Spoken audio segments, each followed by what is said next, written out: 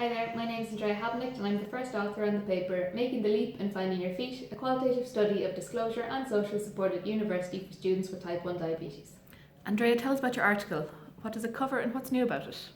Well, broadly we were looking at the concepts of social support, basic self-management and disclosure at university for these students.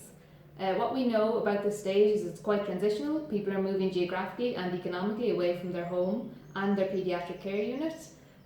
So it's quite an important time to have stable social support. Additionally, you meet a lot of new people at university, so there's the added element of deciding who and how to disclose your diabetes, if at all.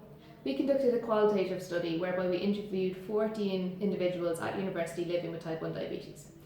We did this because of the novel aspect of our study, whereby we have two researchers and authors themselves living with type 1 diabetes, myself being one of them.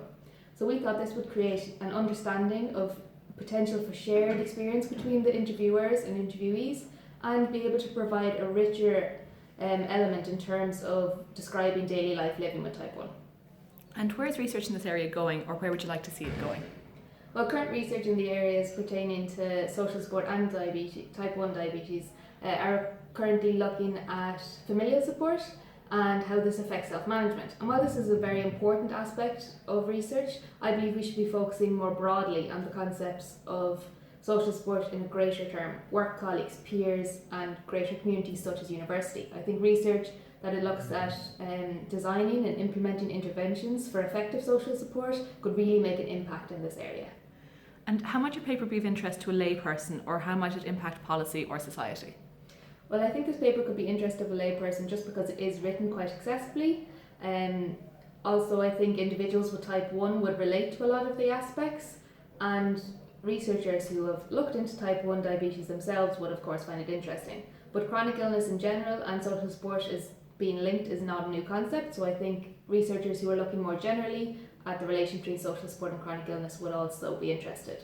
In terms of policy, this study only took place in the University of Limerick in Ireland, so it could only be spoken about in this context, within this environment.